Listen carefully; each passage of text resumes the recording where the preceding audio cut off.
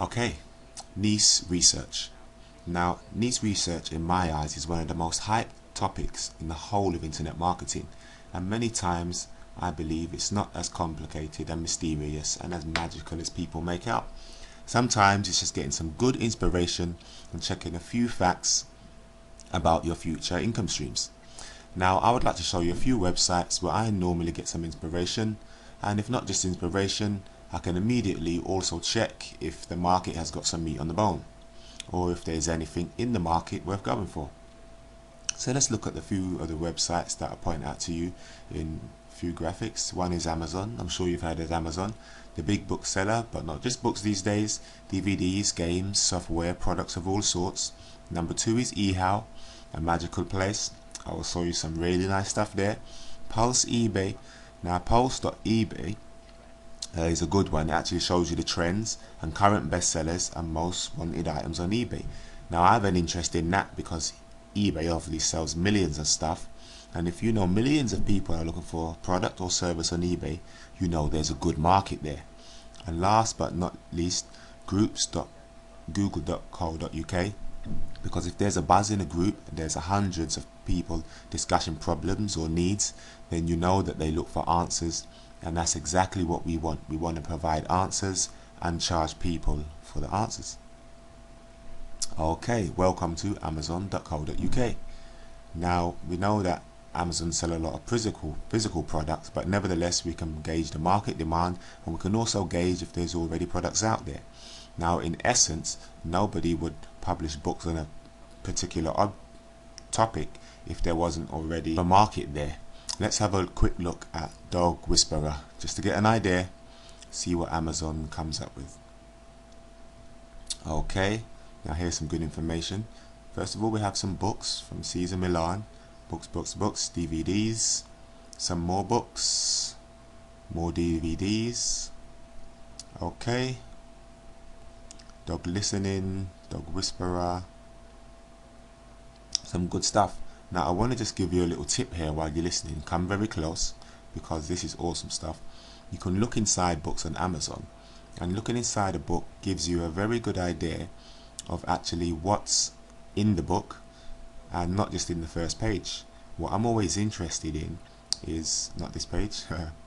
This is what I'm looking at, the table of contents, and this can give you inspiration of what you might have as headings in your ebook. This just goes almost a little bit too far, because remember, just now we only want to be affiliates, but later on you'll learn more advanced stuff. So in my eyes, looking at Amazon, there is definitely a market here. There's a niche here. There's lots and lots of products in dog whispering. That's good stuff. Let's have a look at eHow.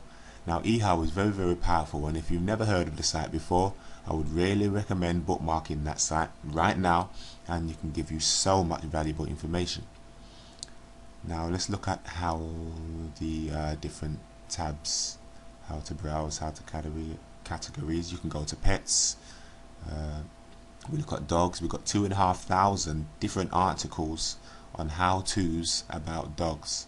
Let's have a quick look at the subcategories relating to dogs health. Let's have a look at dog health. Just an example, I'll tell you right away, this is valuable stuff. People searching for that sort of information, they need answers, and people come to this site and they want to get answers, but most people don't know about the site. So if you can provide answers, then you know you've got a good product, but then if you have an affiliate product, you've got people searching, because most people will never find eHow. So here we've got hundreds and hundreds of articles about dog health. Let's have a look here. Let's scroll down and down, and the great thing is, I don't know, let's look at this one. I don't even know what the Shapira key is, but I'll tell you what's cool about this as well. Melissa Maroff is obviously an expert in pets.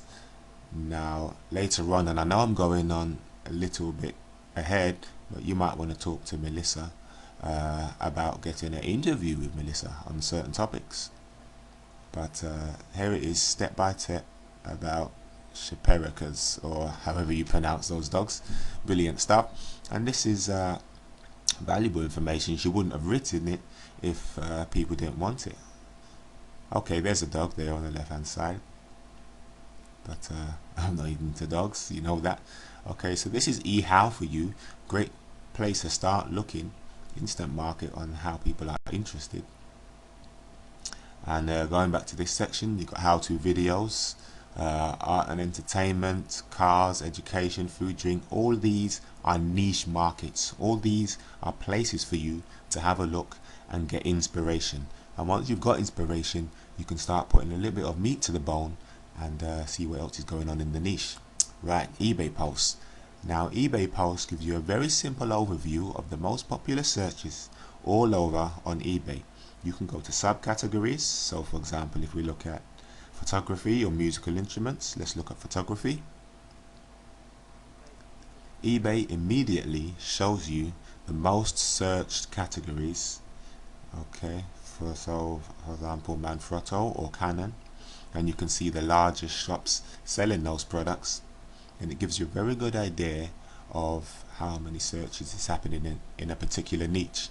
And once again, subsection, you know, you've got loads of stuff there. So we look at tripod and supports. So if you're for example, if you're an expert in tripod supports, here would be the main products you need to know about if you wanted to pick this as your niche.